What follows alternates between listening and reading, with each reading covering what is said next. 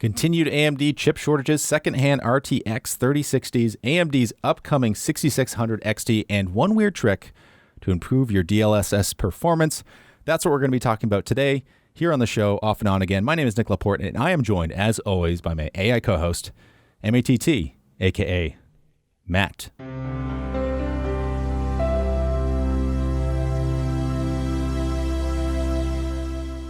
Hey. Matt, I bought you something. I got you a gift. Oh, really? And I know you can't see it, but I bought myself one as well. Can you guess what it is?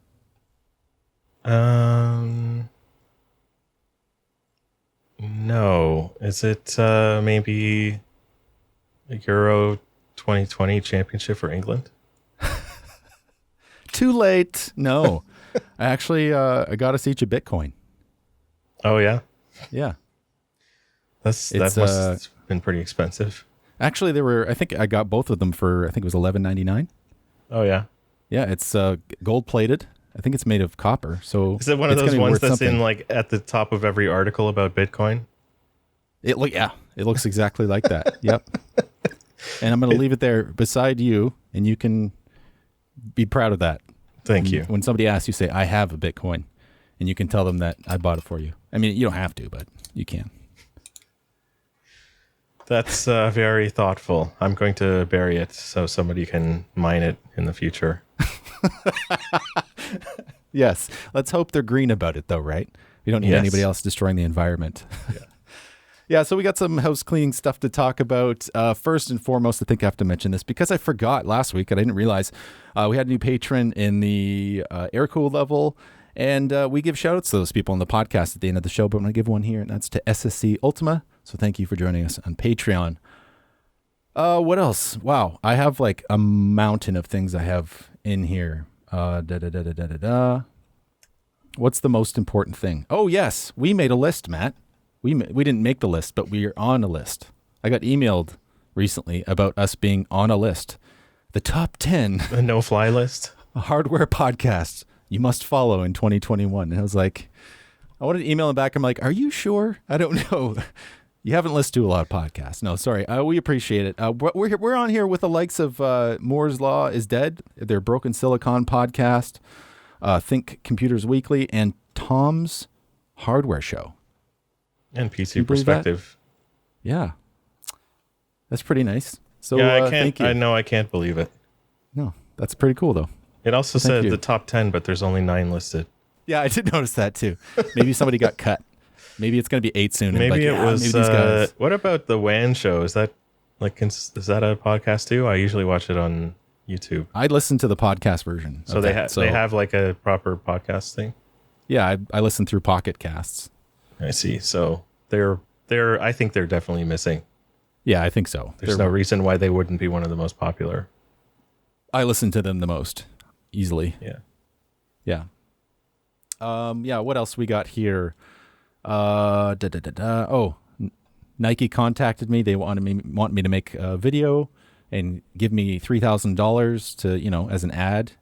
And they gave me access to all of their like promotional video material and stuff. I'm like, why? Maybe they just shotgun like all YouTubers or something like, but it seemed weird. It was like legit from Nike. But I was like, yeah, nah, I'm good. Oh yes, they can send me a pair of Pegasus Zooms if they seem to be always out of stock on their. Are they website. Worth a lot? No, they're just like normal like $100-ish running shoes. They just seem to be very popular. Okay, we can move on. Yeah, anyways, we're not talking about shit. One thing I do want to talk about, though, is the way we're going to upload the show to the podcast. It's going to change on the YouTube channel. This one, I'm just going to leave it as it is, how we've been doing it. But from there on, there's going to be some changes. And I think I'm just going to maybe put up like one clip from the show on the Tech Illiterate YouTube channel and then put a link of the actual full podcast in there. Just because I don't know. I'm going to try that out. We'll just do the full podcast, but only clip about 10 minutes out, and you guys can just imagine the rest of it. Yeah. You can pretend. It'll be somewhere. There might be a second channel and it'll all be there or something. I don't know. We'll figure something out, but I think I'm going to change that. I feel like it'll give a different flow to the YouTube channel. I'll have like a separate entity just for the podcast. Oh yes, and obviously there's a new video out. If you haven't seen it, it's about, I tried something that I wanted to try for a long time, which was adding a fan to the Founders Edition cooler. And the results, well, you can go check it out if you want. Anything else, housekeeping? Yes. RGB Fusion. RGB Fusion is terrible. It's still bad, and now I can't use it at all. It won't even start. It'll be like, oh, please wait, and then it just crashes and disappears. I've been trying to change the RGB in my computer because the motherboard's stuck on like a orangey red that I'm not a fan of, and then I can't change the RAM. Well, I could install a different program, but anyways. So let me tell you, Gigabyte has two different like RGB control programs. Yeah. So go onto their site, look up your motherboard, and look at like all the drivers and stuff for it. Yeah. You may see one there called Ambient LED. It's super simple. You have to install the Gigabyte App Center thing as well, which is not so bad. But yeah, it's uncomplicated, and it works to control your. Okay. Like it looks simple. Yeah, works to control. Sorry, I've used RGB Fusion in the past and it's worked, but for whatever reason, it's not working anymore. Well, I've heard people. All I see about RGB Fusion is that it's terrible. I've seen it on Reddit. Yeah. I've heard other people talk about it. Yeah, I mean, if you really care about RGB, don't get Gigabyte. Asus has been the best for me, but again, you're paying a lot for that. In any case, no matter what part you're buying, it's going to be a lot, but it just works together nicely. There's got to be like somebody must have made a program that just can control everything. I've looked. But it's got to be out there. Somebody has to be at least working on it. Yeah.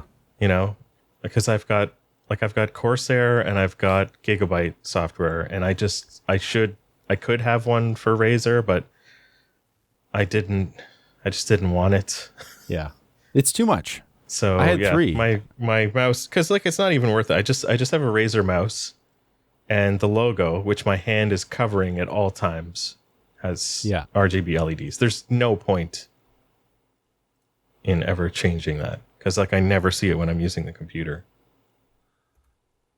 Yeah, no, there isn't. Like, do you have separate applications for controlling that? Yeah, well, there would be a Razer one that I would need to install as well, which I just find. Which ones do you have on there? I have Corsair's IQ or whatever it's called. So, and I have the Gigabyte Ambient LED. Okay. So the Corsair controls my RAM and my keyboards. Gigabyte one controls basically everything hooked up to the RGB header on my motherboard. So all your fans are just through the header? Yeah. Oh, that's good. Those are nice. I haven't used those before. Actually, I'm sorry. I also have a Sapphire one to control my graphics card. Okay. Yeah. 3. Yeah. I mean, I used to have 3. Only 3. I had the RGB Fusion. I had Asus, whatever, Aura or whatever it's called. And what else did I have? Oh, I have NZXT Cam for the cooler thing. Yeah. The Sapphire one is called Trix with 2 X's. Ooh, fancy. Yeah, it's not just RGB. It's actually not bad. Lots of metrics and fan health check and some, I don't know, other stuff I haven't really messed with. That's why I wish NZXT Cam was able to control the other LEDs, because it's really great. Like, it has all that stuff in it too. It'd be nice. Yeah, Cam. Nice. I used to have a Kraken cooler on one of my previous PC builds, and I think it was Cam had the ability to connect to your PC remotely. Like, there was a Cam app for your phone. Oh, really? So I was doing something. I can't remember what I was doing, if I was like mining or something like that, but I remember like leaving the house and I could check my CPU temperatures and stuff, which is something, most people don't really need. But I thought it was interesting. No, that is interesting. For that, like for them to have that in there, it seems like they're out of their bounds, but that's pretty cool. But yeah, it seems like a thing you'd maybe try, be like, oh, that's neat, and then never look at it again. Yeah, well, I mean, I think it's, if you're a miner, I guess it would be a good thing. You can add like multiple systems to it and like see how they're all doing. Right. Yeah, that's true. Should we get started with our first story here? Sure.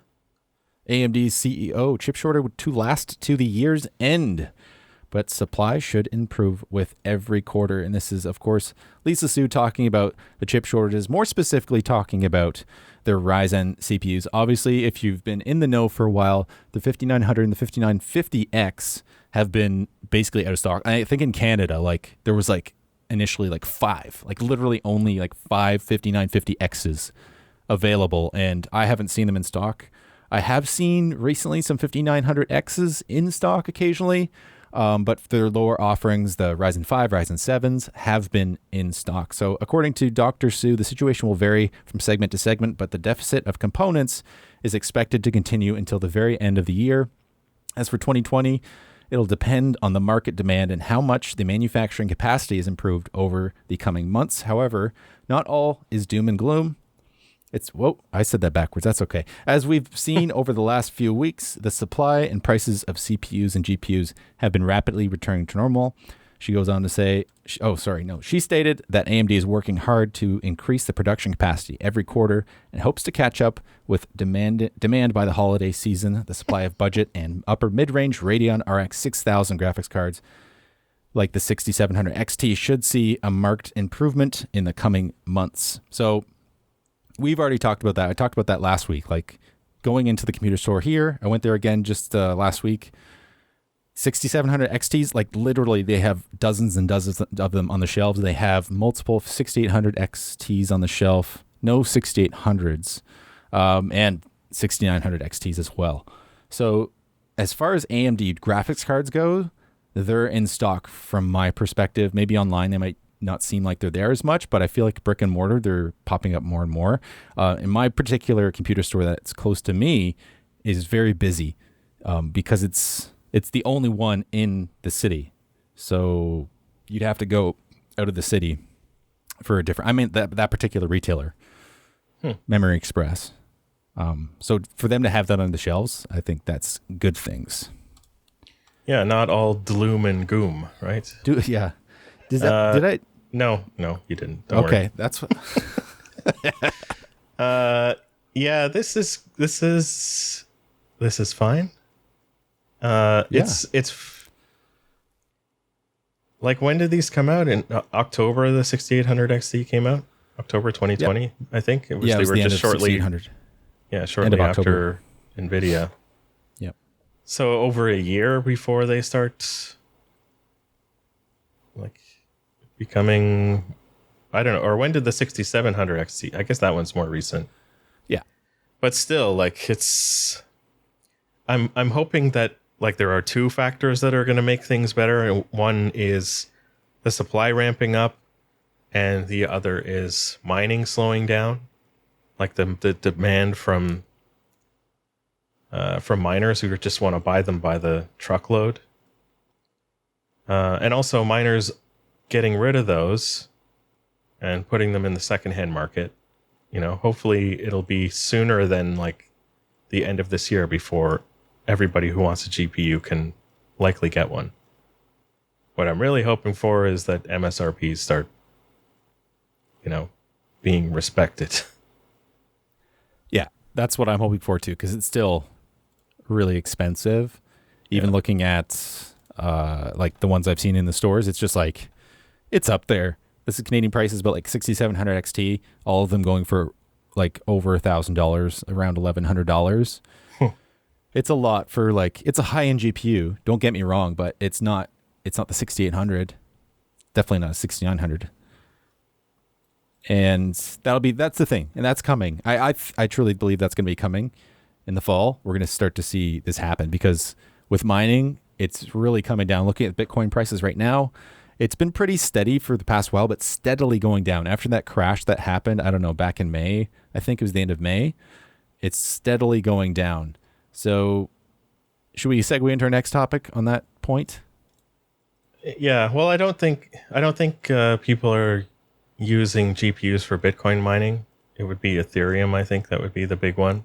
True. But they kind of go hand in hand. I guess so. Yeah. Okay, next story does go hand in hand with what we were just talking about. The NVIDIA GeForce RTX 3060, our favorite card, selling for $270 USD in secondhand markets in China, thanks to crypto crackdown. This comes from WCCF Tech. Let's see here. So the GeForce RTX 30 series graphics cards can be bought on Chinese internet marketplace for the best prices in quite some time, but not for the greatest reasons. Chinese officials last week extensively shut down numerous cryptocurrency mining farms, which is, I mean, it kind of sucks. But look at these pictures here. My God. It's just crazy. Like piles. Wow. Literally piles. Like on the floor, just piled, like stacked GPUs stacked 4 high. Yeah. That's crazy. It's indicative of what happened this year in the end of 2020. Like, yeah.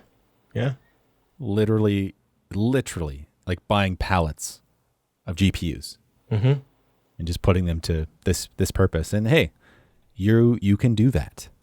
Like, I might disagree with it in some ways, but yeah, it's a valid use for these GPUs. I'd rather you not, but I mean, you can. I guess not anymore because China's essentially making it illegal. That seems to be where a lot of the money's happening. So yeah, it's the crackdown of this cryptocurrency farms, and it's affecting the prices of GPUs, at least in the secondary market. And we've already seen that because I sold my 1070. I went to list it on eBay, and the prices there, the lowest buy it now prices were like $550 or $600 Canadian, which is only, $60 or whatever, $70 less than I paid for it, which is crazy. But I was like, you know what? Somebody gave me a deal to get, a card, basically MSRP. So I was like, I'm just going to put it at the lower than any price on Craigslist that I saw. So that's what I did. And then a few days later, or there was like the next day, somebody picked it up. But now looking at it again, the prices have dropped even more. And that was like, whatever, not quite a month ago now. Prices are coming down. So they say that these ones are going for around 1,760 won, and that's around $270 USD, if not lower. So it's getting down there. But the thing is, these are cards that were used for mining. You're not going to really know what kind of shape they're in. They've been used for months on end, nonstop, essentially. Maybe not at 100% load, but still, there's going to be some wear in there. So it's a gamble. And I don't know if 270 is a great deal for a gamble. Yeah, well, the thing is that they'd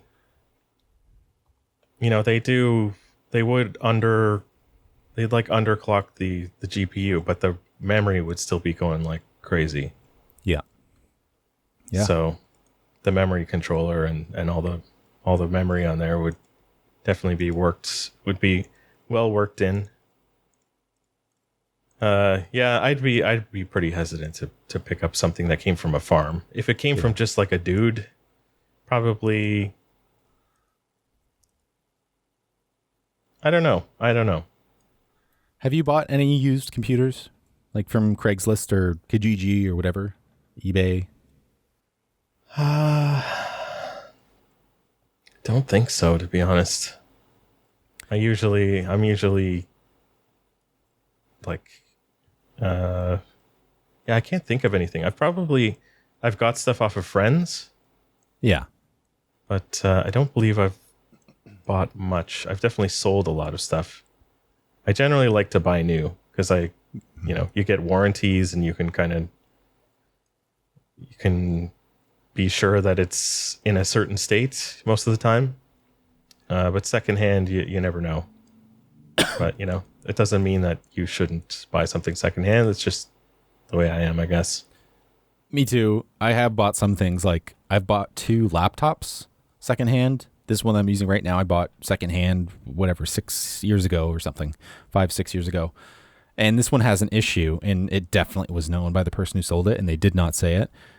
Every other time you start it, it gets blue screened, and you just have to turn it off and turn it back on. I have not been able to figure out how to fix it.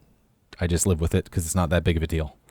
And then I had one before that. It was a Dell, but it kind of looked like a MacBook, like it was like a MacBook knockoff looking Dell, and it was a good machine. It had an actual MSATA slot with like a MSATA drive in it. And at the time it was great. Like I could game on it. I could do like really basic video editing. It had I don't know what it had in it. Maybe a 500 series mobile GeForce chip or something. I don't know, but it was great. And it worked awesome until the motherboard crapped the bed. But that was after like 4 years of using it. But other than that, yeah. So only those 2 experiences, I think. I've never bought like components for my PC.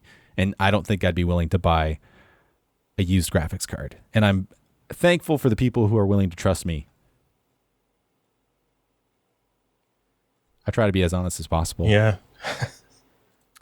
Yeah. Oh, yeah, me too, for sure. I've sold a handful of GPUs on Craigslist or Kijiji or whatever.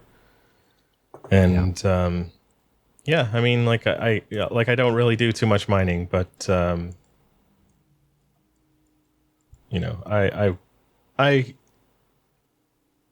have empathy. Mm-hmm. Yeah, so if you're going to be buying a secondhand card, especially something like a RTX 3060, it's on eBay. Just be wary. There's going to be a lot of these popping up in the next while. A lot of GPUs in general are going to be popping up. They very well may have been used for mining, and it's probably likely that it had been used for mining. So keep that in mind if you're going to be buying this stuff. Like, risky. Even if they say it hadn't been used for that, it may have been. Mm-hmm. I don't like in this, but then again, it could be a great deal. You might be able to get like a really good deal. So. Yeah, if you can, try to find out, like, ask the seller, do you have any more? And if they say, yeah, I've got a bunch of them here, you know what he's been doing with them. Yeah. If he's like, no, I just have this one card, then, maybe he's just upgraded. But like, probably not too many people selling their like current video cards right now. No. You know what I mean? Like if people might be selling their 1070s, for example, now because they've upgraded to a more modern thing. But yeah, if you bought a 3060, that means you bought it within the past few months, right? Can't remember exactly when it came out. So unless you've just, won the lottery and you want to go up to a 3090, you're probably going to be holding on to that 3060 for a while, or you're a miner. Yeah. Yeah. Well, the majority age people buy them too, but sorry. Yeah, it's okay. I was thinking of, I was trying to think of a joke like that as well. Yeah.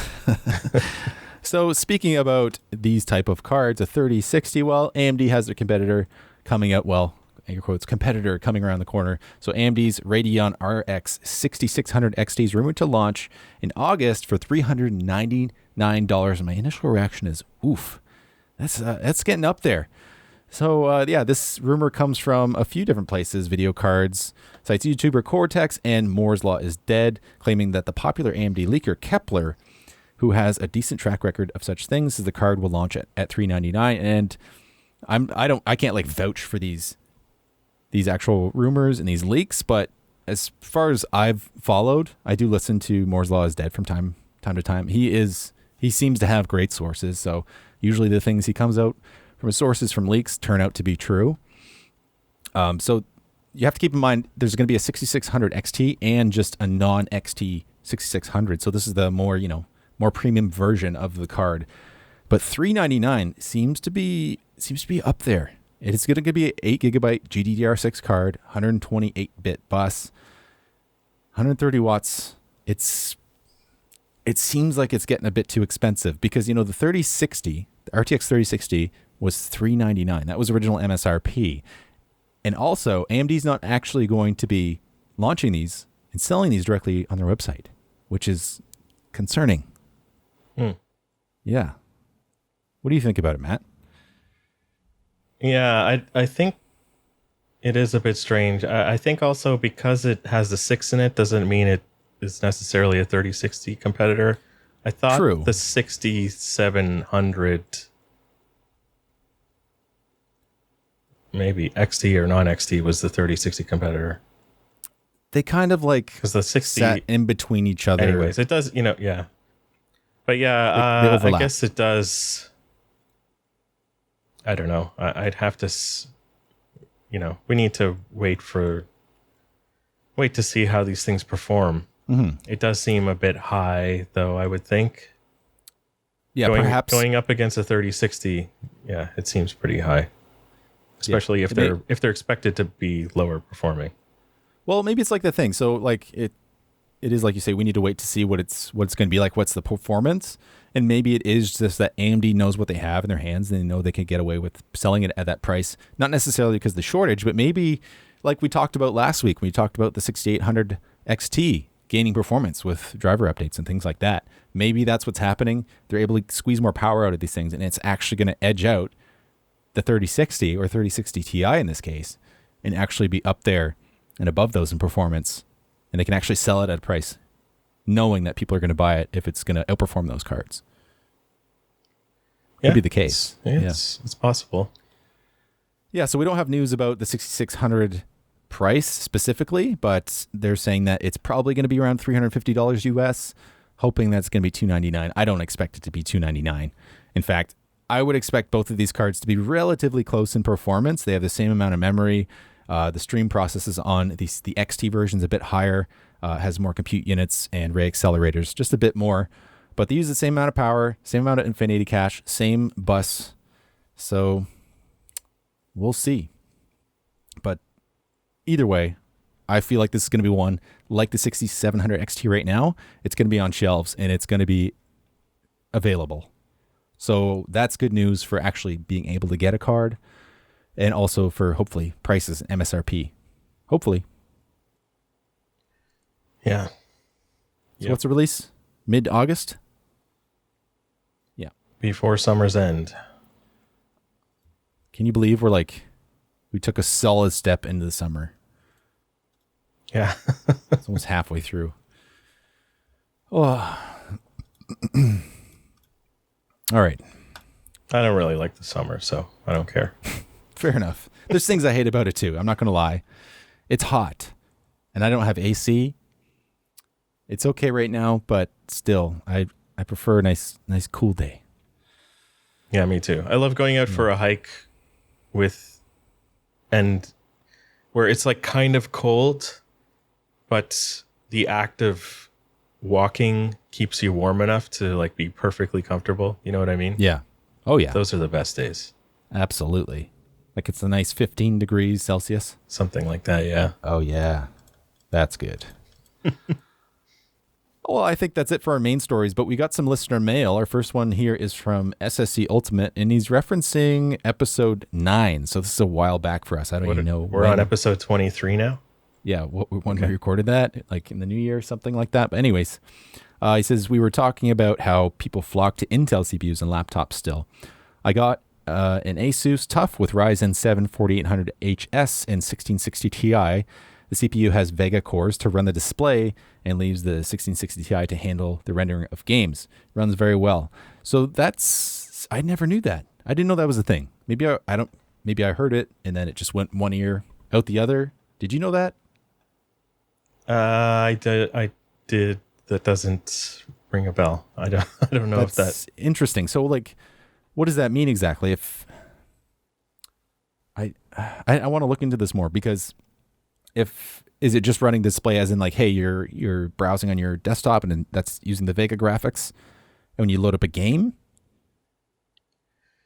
I don't know. Like with a desktop with a discrete GPU, like, I mean, I have my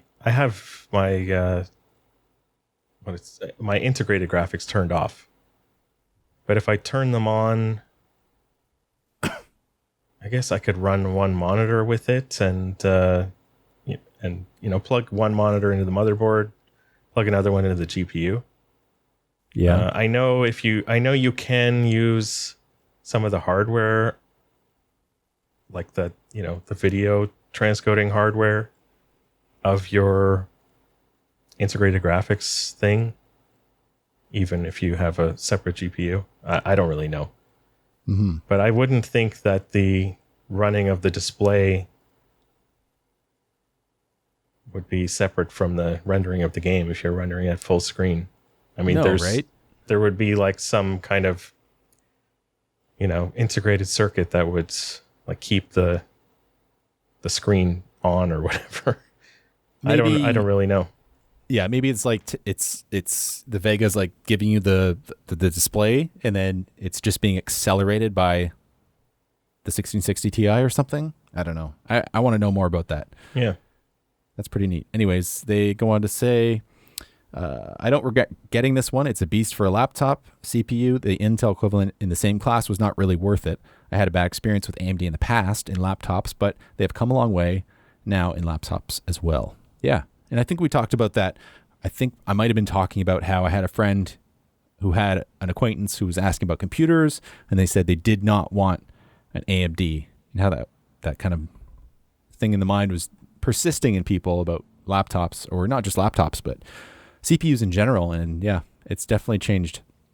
When it comes to DIY building, I think it's pretty clear that most people are on board with the fact that we're at par with AMD and Intel. And in some cases, AMD is trouncing Intel. We'll see what happens with the next generation, but it looks like that's going to continue, and they're going to eclipse Intel further. Well, actually, we didn't report on this story, but there was a story from last week that showed that the latest Steam hardware survey showed Intel gaining ground again. Yeah, okay. We did talk. Maybe we talked a story about that recently. But again, what does that exactly mean? Does that mean like more people are buying laptops and most laptops have Intel CPUs in them? Or does it have to do... Yeah, maybe you have to look at it more closely. Maybe people are settling with Intel because they can't get the AMD one they want. Yeah, that's true. It's been hard. Yeah. Anyways, we got another mail here from Tim Longson. I love that name. That's great. This is a deep one, and I already read it, and I don't quite understand it all, but maybe Matt can decipher this a bit more than I could. Anyways, Tom Longson says, Windows 11 should use a DirectX HAL, H-A-L, that's hardware abstraction layer, and H-E-L. Yes? Sorry, I just got your Alan Tudyk joke. Was that in the pre-show we talked about that? May have been. Okay. We were talking, anyways, pre-show stuff, silly stuff in there if you want to go check it out. Go to Tech Illiterate Patreon. He says, an HEL hardware emulation layer which could encapsulate all your multiple CPU cores, whether you have just 2 cores or as many as 64 cores, into a single, air quotes, black box interface. So when games make CPU calculation requests, it is instead passed on to the CPU DirectX HAL/HEL black box, which breaks up the task and spreads it efficiently across all the cores and threads. This way, even though computer games programmers only currently optimize their games to make full use of 4 to 6 cores in most games, Windows DirectX could act as an interim step, which makes the game think you have one amazingly fast CPU core with Windows 11 DirectX HAL/HEL, creating that illusion. And then he goes on to explain the advantages of this. So, okay, now I understand what was going on there. Yeah, this is something that I think could be really interesting. And again, I don't know much about this. I've never heard about this HAL/HEL, but that'd be fascinating if they could actually implement that in a way that was intuitive, and it would help programmers not even have to think about that. Because as we know, most games now today still only use a single core when it comes to games. And that's why, when somebody says, what kind of gaming CPU should you get? You should, just get like a mid-range one, like a 6-core Ryzen 5 or something, because it'll be almost as good as the top anyways. Yeah. I mean, I don't fully understand all of this, but it does sound cool. I like the idea. Hopefully, hopefully with this, like, games can make use of more cores. Yeah. And hopefully it could be implemented in a way, much like FSR apparently seems to be quite easy to implement in games. Maybe this is something that it could be easy to implement for programmers, or maybe they don't even have to think about it. It's just part of the whole DirectX package. That would be really cool. Mm-hmm. We'd see some serious improvements with games when it comes to CPUs, and I think that's been a roadblock for quite some time. I think that'd be huge. That's cool. Thank you for the comment, and I feel like that's the thing I need to put on the back burner to learn more about. All right, we got some gaming stuff. We got 3 gaming stories. One of them we talked about in the headline. It's about DLSS. But first, we talked about Yakuza in the pre-show. I don't need to go about that here. There's a game. So I was talking to some friends. I thought they were talking about The Outer Worlds. Is that what it's called? I know you've recommended it before. Outer Worlds, yeah. Yeah. Well, that's what I thought they said at first. I was like, oh, yeah. And it's like Outer World. And they're like, no, Outer Wilds. And I bought it. I immediately bought it because he sold me on the premise. And I was like, yes, I want to play this. This sounds great. And it is. I've spent, I think, maybe an hour and a half, 2 hours in it so far. It's like a low poly game. And the main premise is very much like a Groundhog Days experience. You're this kind of alien creature, humanoid alien creature. You have 4 eyes, and essentially you're a rocketeer or whatever. You're somebody who's going to explore in a spacecraft. And you have essentially 21 or 22 minutes to explore the solar system to figure out how to stop the sun from going supernova. So every 21 minutes, the sun goes super bright, goes small, and then explodes and envelops you. And you see everything you did in the past 22 minutes flash before your eyes, essentially. And then, boom, you wake back up where you were by a campfire. And your buddy's sitting there like he was 22 minutes ago. And over. So I think I've gone through 3 death sequences so far.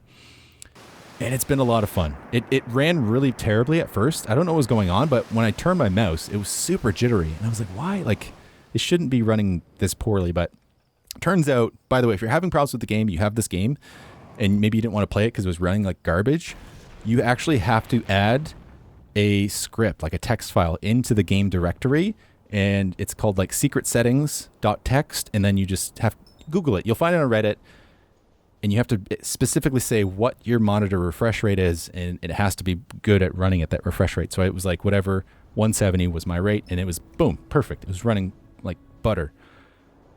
But yeah, I have been having a lot of fun with this game. I'm looking forward to playing more of it, but I feel like I'm at that stage in my life where I have to focus on one game really before I move on to the next one. Yakuza just got me right now, so I want to really go through that game and feel like I'm satisfied with it before I move on. But yeah, definitely one worth checking out. I think it's like $25 or something, maybe $20. And it's really cool. You get to fly this little spacecraft. You fly to other planets that are nearby, and you just have to find these mysteries. Like, I was exploring these caves, and they had a lot of those effects. Remember in Dreadhalls, the VR horror game? There was like that gargoyle, and you didn't look at it and look back at it. Yeah. And it would like appear and disappear. A lot like stuff like that in this cave, and there's this like almost like obsidian-looking giant rock. And every time you looked away and back at it, it would appear and disappear. And, well, I don't want to give it any spoilers, but it's fun. It just like gives you that really good exploration satisfaction, and it's a good time. It's cool. Yeah. Yeah, I think it's won some awards. Maybe I think it was on the video game awards or something like that. Yeah, I'm surprised I haven't heard of it before. Yeah, I had heard of. Well, I played The Outer Worlds, which I think came out around the same time, and there was also a lot of confusion. Yeah, they were nominated for the Game Awards. They were a BAFTA winner. Yeah, they've got some other awards and stuff. Seems cool. Yeah, it is pretty neat. It's $24.99 USD full price on Steam. It has a 9 out of 10, which for Steam it's good. Yeah, Cool. definitely worth checking out. All right. Do you got any game stuff you're going on with you, Matt? Anything you're deep into? Just looking forward to F1 2021? Yeah, looking forward to that. I rebought Satisfactory. Oh no. Okay. Let's somebody talk about that a bit. That's something I've been thinking about, and one of our listeners wrote in and suggested just rebuying it. So I did. I think it was on sale for a little bit. So yeah, I did rebuy it. I tried to load my old save game. I knew it wasn't going to be perfect because it was like an older version. It was from like 2019, the save. Yeah. My stuff seems to be there, but I lost everything in my personal inventory. So like, I can't even remember what it's called, like my jetpack or whatever, and like all that kind of stuff was gone. I think I'd like to sort of start from the beginning again. I'm sure there's a lot of new stuff in there. I would imagine there's lots, yeah. Relearn the game. Yeah, it's been fun. Like I talked about it last week, but I've been finding that my base is getting complicated enough that I literally just have to tear it down, and the thought of that makes it feel like a big chore, and like I feel like I have to draw it out on a map or like on a piece of paper or something before I actually get going with it. So I don't know. I don't know. I want to keep playing it, but I'm on that edge where I'm like, I do, but I don't at the same time. But I think it'd be more fun with multiple people when you can collaborate. Yeah, I know that feeling. It's exactly like Animal Crossing, whatever the latest game was called. Yeah. It's like you're supposed to set all this stuff up and everything, and it's just like it's so annoying to pick something up and put it down again, or like try to get it in the right place that you don't really want to. And you look online, you see all these people with these crazy factories with floors and stuff on them. It's like, how do you, like, I don't even know, man. how do you do that? Like, I understand how to do it, but I couldn't. Like you said, I'd need to do some like serious planning. Yeah, like stacking your production, like having conveyor belts that go up with elevators and things. Like, I'm like, nah, it's out in the field and it's just there, and that's my factory. Well, I had like one line. It was like making. I can't even remember what the things were. Like it was, I would flip a switch and it would go from making plates to bolts or something like that. So it wasn't super like automated or efficient or whatever, and everything needed to be like filled up all the time or like unloaded. I don't know, it just seemed like I was spending too much time doing busy work. Yeah, but all that could be improved. Like I was recently playing it with Jason. Remember Jason from Ireland? Oh yeah. And he's a very smart programmer, and he had like a lot of problems with how I was setting things up, because he's like very, I mean, he's a programmer. He's got that kind of brain. So he has all the logic figured out. Whereas I'm just kind of like, okay, need to make bolts. Just start building a line out in this direction. Like he would yell at me for making one line with a switch to change to something else, because it makes no sense to him. I guess I didn't think about that way. Like somebody who's a programmer is really going to have a handle on that. That's funny. Yeah. Yeah. So, yeah, we have a friend. I'm not going to name anybody, but they're playing it right now, as I can see on Steam. And they've pumped in, I don't know how many hours. Is it over 140 yet? In 2 weeks? If your consciousness has been transferred to the game, does it count as playing the game anymore? Or he's just living his life. That's why my joke was the other day. Yeah, like maybe not. 145 hours on record.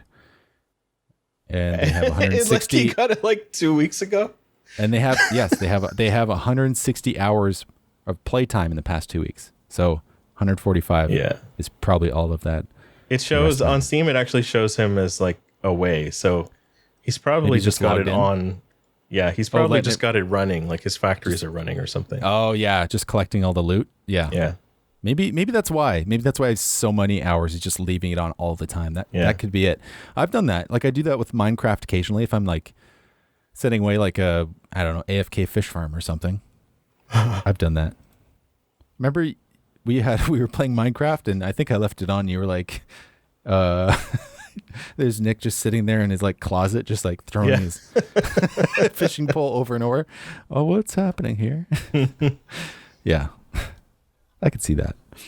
But yeah, it is a fun game. But yeah, let's talk about this headline topic here. So people have found one weird trick to improve their NVIDIA DLSS performance. And no, it's not a gimmick. And yes, it apparently does work. So if you don't know about DLSS, it's had separate iterations. So it's come with 1.0, gone to 2.0, and even 2.1 now. So its performance has changed over that time, obviously. But when a game gets shipped with DLSS, whatever it's shipped with is what it typically still has. It seems like they haven't actually been updating DLSS in these games. So what they found out is that you can actually, so let's say you go into a modern title. So apparently Rust recently just got DLSS, so it'll have DLSS 2.1. So what people are doing is copying the DLL file from the Rust directory and just copy and paste it into a different folder. Voila. It seems to update the performance of DLSS in these games that had the older versions. And it seems unusual if this is working. People are saying it's working with Doom Eternal and other games, Cyberpunk 2077, Death Stranding. People are saying it actually works. It's improving the performance of the DLSS in different ways, saying it's removing certain issues they've had with ghosting. Not perfect or anything, but an improvement. And it makes me question, like, why did developers, or why have not they done this earlier? Why aren't developers just updating DLSS? Like, is it a big deal? I feel like it'd be a really simple update through Steam or something. Yeah. Yeah. Well, I mean, it seems that way. Yeah. Because that's what I'm expecting to happen with something like FSR. That's what I thought they would do with DLSS. I didn't realize it could be that simple. Like, so my understanding of DLSS, or what I thought about it, was that they actually had to use AI to kind of learn the actual game, the actual polygons inside a particular game, and then it would use that information to upscale the game. I didn't realize they could just... No, well, yes, but they've already done that in implementing DLSS originally. Yeah. So that you can only upgrade it. You can't just add DLSS to any game. No. Yeah, of course. But that's what I mean. Like, I didn't think you could take it from a different game. I thought that different file, that DLL file from Rust, and you put it into Cyberpunk, it just wouldn't work, because I thought that would be only compatible with that particular game because of its certain architecture. Well, but I guess not. Yeah. Well, it's, yeah. I don't know what exactly is contained within that DLL. Yeah, but it's interesting. Give it a shot. So this article is on Kotaku.com, and the title, like I said, people have found a clever trick to upgrade NVIDIA's DLSS. Yeah, and it's very simple. It's super simple to do this. So you'll obviously have to have a copy of one of the games that has the newer implementation of DLSS 2.0, 2.1, and copy it into a different file. Or maybe you could find people uploading it online or something like that if you have a game that you want to put it in. But so far, yeah, it's very simple. Am I going to try it? I don't think I need it, to be honest. I don't know if there's any games I really need it right now. Yeah, I've paid my way into not have to worry about it. Yeah, that's the thing. Like, you know, I tried FSR last night because they added it to SnowRunner, which is a game I previously talked about being stressful and not fun at all. Mm-hmm. It's like your car getting stuck in the mud or snow simulator. Yeah. Yeah, well, I forgot I had like underclocked my card, so I guess it wouldn't have been working correctly. Because I don't know exactly how FSR works, but I would imagine if your card is underclocked, then the abilities of FSR might also be underclocked. Because it's not like, NVIDIA, I guess, is using different cores to do their thing, right? Yeah. Anyway, but yeah. I have some breaking news. I just found out about this 40 minutes ago. Well, I guess it probably won't be breaking news by the time this goes out. We'll see. So there's this developer who makes mods for Assetto Corsa, which is a game we both love. It's a racing game. He has made all these insane mods for Assetto Corsa that have turned it into a completely different game. Rain effects, custom shaders pack. He has now added FSR to Assetto Corsa, which is great because his crazy mods are really intensive. Like the rain stuff and it, like in VR and everything, like it's pretty heavy. So this is great. It's so cool. Like this is now the second thing that I've seen where like a modder has added FSR to a game. Because I think last week we talked about GTA 5, right? Yeah. So is it you just use Content Manager, AC Content Manager, and just download it and go for it? Well, this is for patrons only. It's a preview build. Yeah. So this guy, his name is unpronounceable by an English-speaking person. I'll try it. Ilya Yusupov, something like that. His like online alias is X4Fab. So if you like give him $1 a month or whatever on Patreon, then you get access to all his crazy experimental shader stuff. Most of it works pretty well. Like rain effects is just mind blowing. Like the way the water interacts with the windshield and the wipers. And apparently he's improved it even more in this recent patch. It's just... So how did it run in VR? It seemed good to me. I didn't notice it being bad or anything like that. So I'm not too sure. It probably could have been a little bit smoother, but I wasn't noticing like any juddering or anything like that. Right. It looks incredible. I'm just looking here. This is a video from December 2020. And yeah, this is the Assetto Corsa mod, SOL 2.0 and CSP with the rain. And yeah, it looks amazing. Yeah. Especially on the windshield. It seems to be the most impressive. Yeah. That's incredible. Yeah, it's really real. And like in VR too, it's just mind blowing. I can't get over it. Yeah, with some really good binaural audio, I feel like you could have a really good experience in VR when it comes to racing games. The problem I have with it right now is the resolution still, like with the original Rift that I have. Yeah. I was talking to some people on the weekend who were into VR development, and they were trying to sell me on the Quest 2. They brought up their problems with Facebook and that too, but they just say it's a premium product as far as VR goes right now. Just like with the price to performance and the things you can do when you can air tether to your PC now. I didn't even know that. And you can even get into the beta and use it at 120 hertz now as well. It's too bad Facebook's the only one who owns that like space. Like they have monopoly in that VR space. Yeah, it's...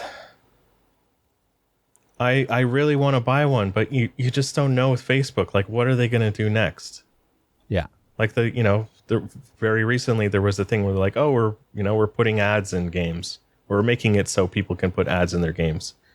One company said... It's only to try it out, though. It was only to try it out. Yeah. It wasn't permanent or anything. Well, here's the thing. So one company who like sells a game. It's not a free game. They sell a game they decided, okay, yeah, we're going to try putting ads in our games. People went nuts over that. They said, okay, we're not doing it. But it'll come back. It will. Well, the thing that's just like with the Facebook logins. They're like, okay, well, you don't need to use a Facebook login for 2 years, and then it will be required. Yeah. People get used to things. They really do. Like, think about, we've had cable, like, used to have cable. I haven't had cable in ages, but like, you're paying for a service and you have to watch commercials. And even now, when you go ahead and you watch some TV program, it's on Netflix or whatever, there's ads in there. You watch YouTube videos. Even if you're paying for premium, you're going to see ads in there as well. It's coming. It's going to come. And obviously, product placement is a thing in video games. It has been for a while, especially when you're playing like a racing game. Like, they have a clear excuse. It's authentic, right? To have all these ads all over the place.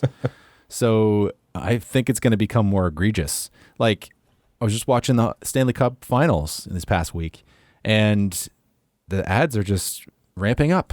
Like, they're overlaying ads on the ice.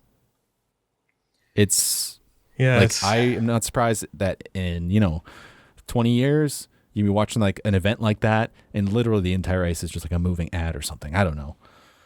Yeah, I saw a clip of the football game, and I couldn't believe that there was like this massive like LED screen encircling the ring with like flashing ads, like changing all the time. Like during play, I couldn't. I understand the pitch is massive, but I can't believe they would distract the players with that. These flashing advertisements and stuff. Yeah. Well, I mean, when's the last time you've been in like a hockey rink for a game? Do you ever go?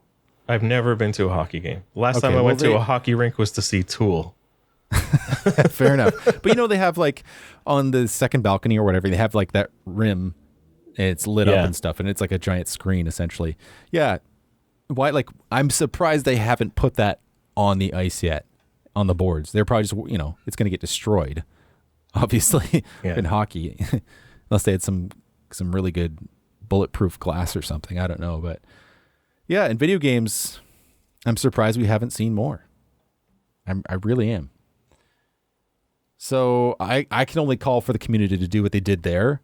Do you know what game it was that they kind of shut them down on that? It's like Blast On or something like that. Well, whatever game it was, to those people who push back, thank you. Blast On. We need more of that. That's well, I mean, it was pretty scummy that they would put ads in after the fact for a game that people paid money for. But it seems to be pretty common these days. Like, there was I think it was a UFC game or something. They launched the game, got the reviews, and then 1 month later put advertising in there. And like between every match and stuff, there would be like pop-up ads for, for Prime Videos, The Boys, or whatever. What? Yeah. So like a unskippable ad or something?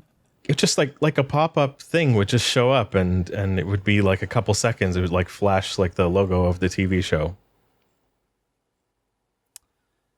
Gotta make it authentic. But they do, But they do, like, it's so scummy to release the game.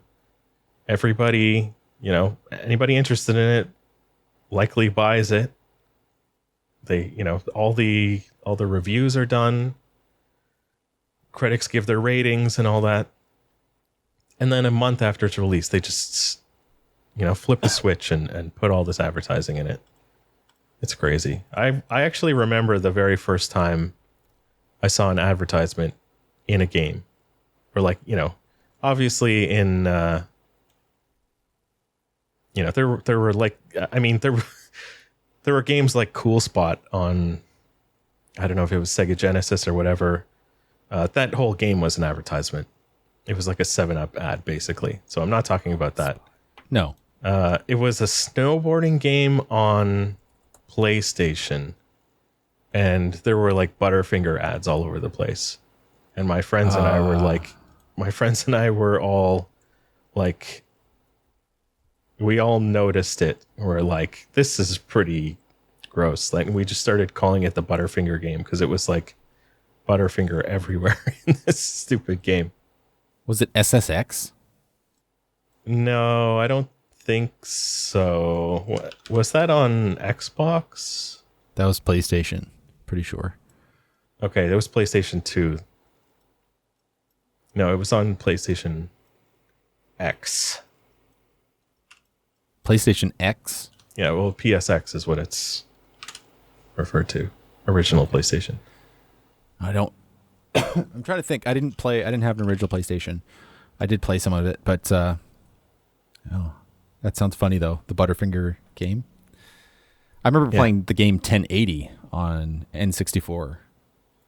Yeah. And just getting down the hill was good enough. The tricks, in a lot of games back in the day, the tricks were just crazy. If you were playing a lot of fighter games, sports games, you had to know these crazy combinations to get things. And when you're when you're like my age and you're like 8, it's not happening. Just like smashing the button, do the thing. But some games have been pretty innovative. I think Skate was one of them where it kind of became intuitive. A lot of people became really good at it, and it required some skill. It wasn't like Tony Hawk. You just press the button. Tony Hawk, there was skill too, but there was a Fight Night game that used like those techniques for punching. You didn't just hit a button. You had to use the actual control sticks to punch. It was interesting. Just going off topic here. Anyways, let's talk about Cyberpunk 2077 again. Why not? Why not, Matt? This one's always yours. Yeah. I know we talk about it a lot, but again, it's a huge game, and it was also a huge failure. And this is really like every other game company is watching this. I'm sure of it. I'm sure that Grand Theft Auto 6 is delayed because of this, although we have no proof of any of this. But anyway, this was interesting. There's this one guy, I guess he's a YouTuber.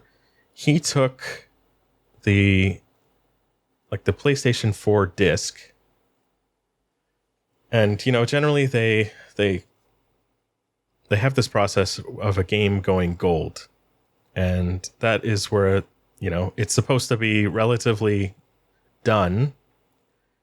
And, they burn it to a disc and then hand it over to Sony or Xbox or whoever. And they use that to manufacture the disc. So it should have most of the content and it should be in like a okay state. So they manufacture millions and millions of them. People put it in their PlayStations on day one. And it, in between the time of it going gold and the day of launch, they have time to make like a massive day one patch, which we're all familiar with. So apparently, if you take the disc, if you have the disc and pop it in your PlayStation 4 and like delete all the content on, if you've already installed it or whatever, delete all the content, unplug your PlayStation from the internet and just try to play the game. You can play like the gold version, so the version before the day one patch. So this one guy has found a bunch of stuff that was cut from the game between the point of going gold and day one. So I guess they couldn't fix it or whatever. One thing I noticed about the game is that, you can go to this night market in Japantown and there's vendors everywhere, but you can't interact with any of them. It's just so ridiculous. It makes no sense. They would make a giant night market and nobody's selling anything. But it turns out that in this gold version, like all the vendors that it seems like you should be able to talk to, you can talk to and interact with and buy things from. Why they took that out, no idea. Another thing that was found in the game is there's a fully 3D map, which accounts for elevation as well. So you can put a pin on the top of a building and it'll show you how to get there. The elevation and stuff. So I don't know if this was supposed to be flying cars or something like that, which would have been great. I mean, there are flying cars in the city, but you can't pilot any of them. Also the map, like, it's fully 3D, so it can rotate and stuff, which is, I don't know if have you played the game at all? No, not yet. No, I find the map so just completely useless. It's this weird, like, see-through 3D thing. And from what I recall, you can only look at it from the top. So this makes sense that they might, maybe you can rotate it in a different way in this, because elevation is something you would need to figure out. Anyway, I just have so much difficulty navigating the map, and it would make sense that maybe they just made it only top down, and in the process made it more difficult to use. Another thing that was cut is that all of your inventory items were 3D and fully inspectable, but not after patch. So I think we're on version 1.2 or 1.3 of Cyberpunk now, and we don't have any of this stuff yet.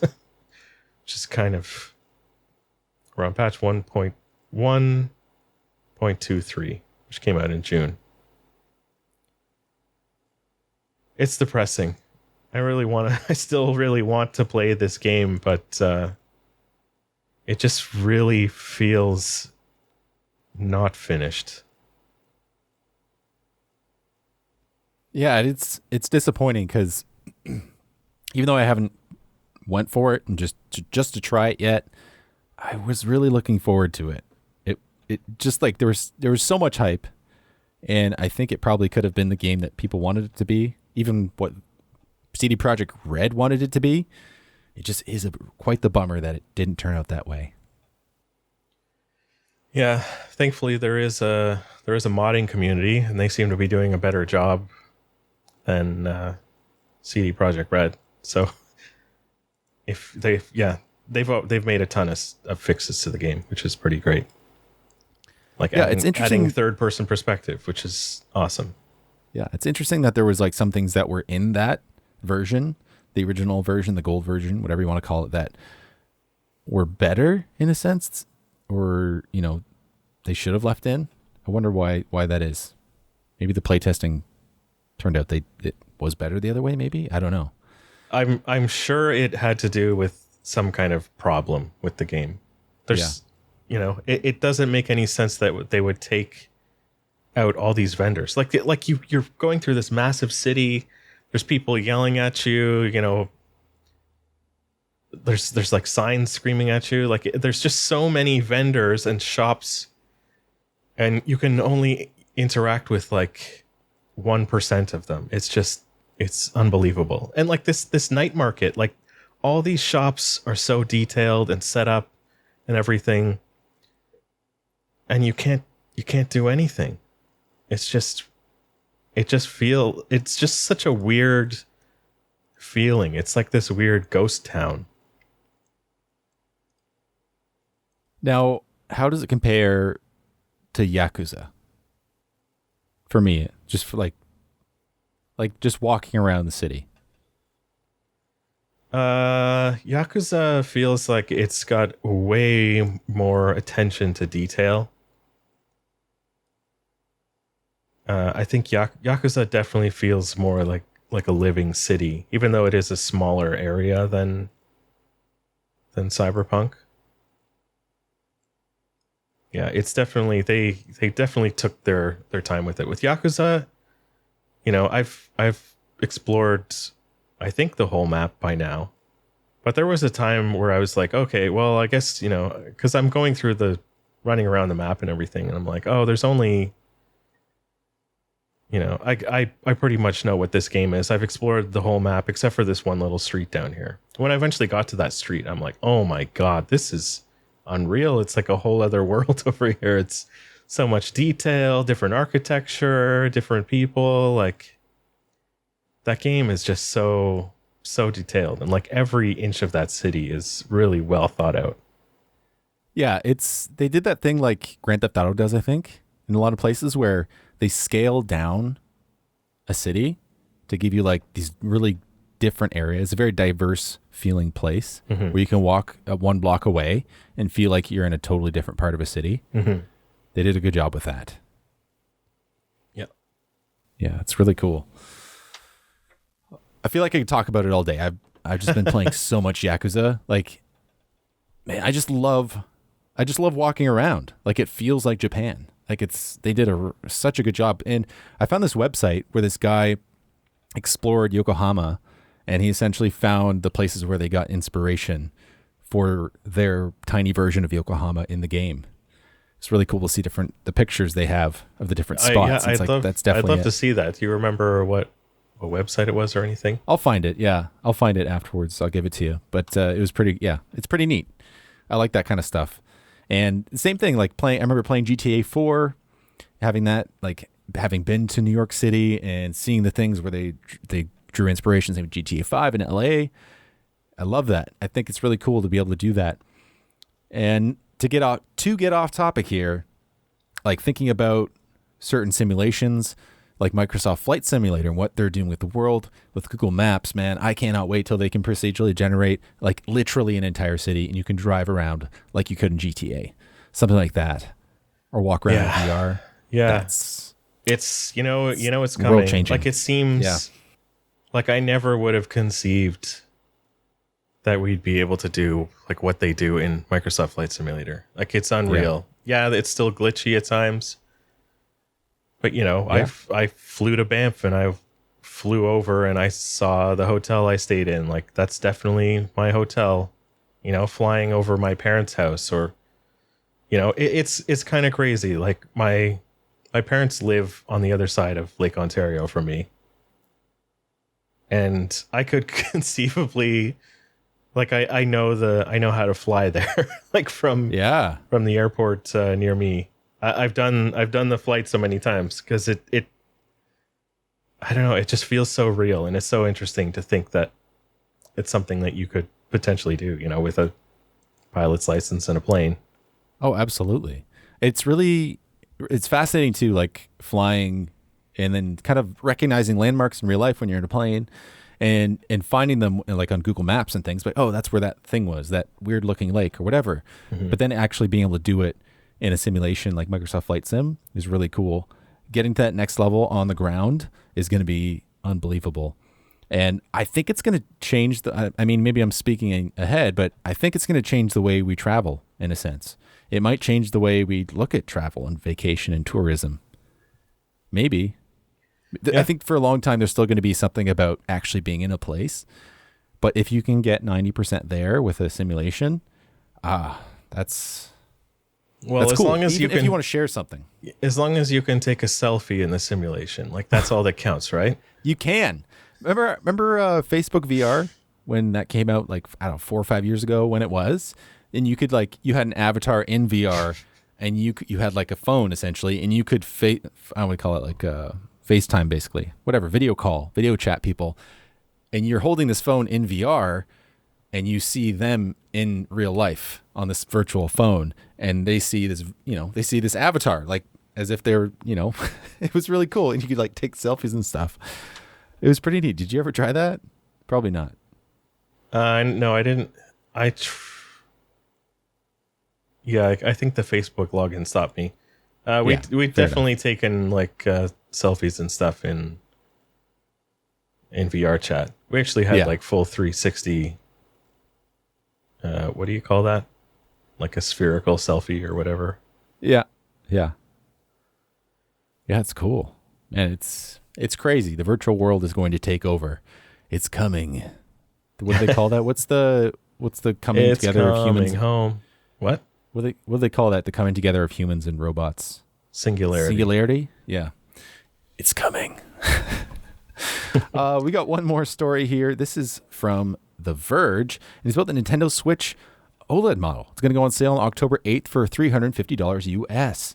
And this is definitely something that I'm interested in. This is going to be Nintendo's official Switch. This is not PC hardware stuff, but hey, this show is about PC hardware, gaming, and more, and digression and stuff. So yeah, this is the last story we got here today. And I've held off from buying a Switch for a long time. And I'm not saying this is something that's going to get me to buy a Switch, but it's definitely a bit more compelling when you have, a slightly bigger screen on it that's going to have slightly better specs. It's still only supporting 720p OLED display. It's not doing anything crazy. It can do 1080p onto a TV dock. It's still the same Switch. It's essentially okay. So let's go over the changes. So it has It has an OLED screen. The original one is LCD backlit. And it is 7 inches, which is up from 6.2.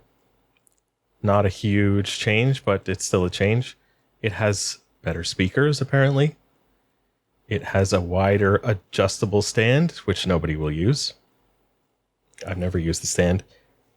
Because it's, I don't know, it's just so low. If you put it on a table in front of you, it's just so low. So you can get like a third-party stand, which raises it up off of the table a bit, and that is good. The dock has Ethernet built in. That is a plus. I currently just have like a USB to Ethernet thing that I plug into the dock. And that's all the changes. The internals are pretty much the same. It's still the same. I think it's an NVIDIA thing in there, isn't it? Yeah, it's Tegra, yeah? Yeah, I think so. But yeah, it's so this is more expensive than the regular Switch. I think the regular Switch is still going to be sold. And this one, I guess, is $50 more. I think something around that. If I was buying a Switch today, I think I would go for the OLED one. I mean, it's a modest increase in price, but again, modest increase in, I guess, specs, like very, very little differences. I'd like to see an A/B comparison, have these side by side, and actually look at what it's going to be like. Like, is it going to be that much better? That'll be nice. Yeah. Yeah. But I'm compelled to get one finally because I'm a Zelda fan. I've tried to play Breath of the Wild. I used the Wii U emulator on my PC. I haven't tried since I've updated my PC. So it was like a year and a half ago, 2 years ago or something that I played it. And it just like ran like garbage. It was buggy. There was a certain bug that literally stopped me from completing the game. Not technically not, but it was a big hindrance. And I just want to play it on the real thing. Just have fun with that. And I was talking to Matt before the show that we have this retailer here in Canada, and you have points, and it's like a drugstore, right? And apparently you can't use those points to buy a Switch, and I have a lot of points. I was like, maybe I should just get a Switch there. That'd be fun. Even just to play it and then sell it afterwards or something. I don't know. But there's like a lot of good party games on the Switch, I think. Like I was playing it with my sister and her boyfriend like last month, and we played like Jeopardy, Trivial Pursuit. We played Mario Kart, just like a lot of games like that. And those are some of my favorite games, are good couch multiplayer games, because they are hard to find. Like there's so many games on Steam, but it seems like there's only a handful that are good keepers for couch co-op multiplayer games. Mm-hmm. And Nintendo seems to have a plethora of them. Yeah, there's really like there's probably more. Actually, I won't say that. There's definitely, when it comes to games that are not just on the eShop, let's say, like games you get at retail, I'd probably guess there are more solid ones than not. eShop, there is like a lot of just mobile ports and trash. But man, Mario Odyssey is killer. I'm not a Zelda fan, though I do own Breath of the Wild. Maybe you can buy that off me for a reasonable discount. Hello. Man, yeah, there's so much stuff. Mario Kart 8. I mean, I have a Wii U, so I was a big fan of Mario Kart 8 on that, but I did rebuy it. And yeah, it's just a super solid game. Also that Ring Fit Adventure, that's really cool too. Ring Fit Adventure? Yeah. It's like an exercise game. It's like an exercise turn-based RPG. Cool. were to like do different spells and stuff, you have to do different exercises. It's great. It's got great ratings, really good ratings. Yeah. Holy. Yeah. Wow. That's unusual. Like a lot of exercise games people use for like a day and they're like, screw this. This is terrible. It's really good. Yeah. It's an RPG, but you know, you have to exercise. And there's also mini games in it that are tons of fun. Like it's really good. Really. It's finally a game I can get my girlfriend into. Yeah. Oh yeah. She loves exercising. Yeah. I tried to get mine to do it, but she's just like, I'm not a video game person. Like just get this off of me. That's cool. So do you just hold on to like this ring with the Joy-Con on like attached to it? Yeah, you attach the Joy-Con to the top of the ring. It can detect movement of the ring, and also if you're squeezing or pulling it. And you also have the strap that goes on your leg around your thigh, which has a little pocket for the other Joy-Con, so that can detect you running or bending or leaning over or whatever. Yeah, right. And it's a ton of fun. There's like different workouts and stuff, but there's also like the story mode, which is like an RPG, which is it's pretty funny and lots of fun.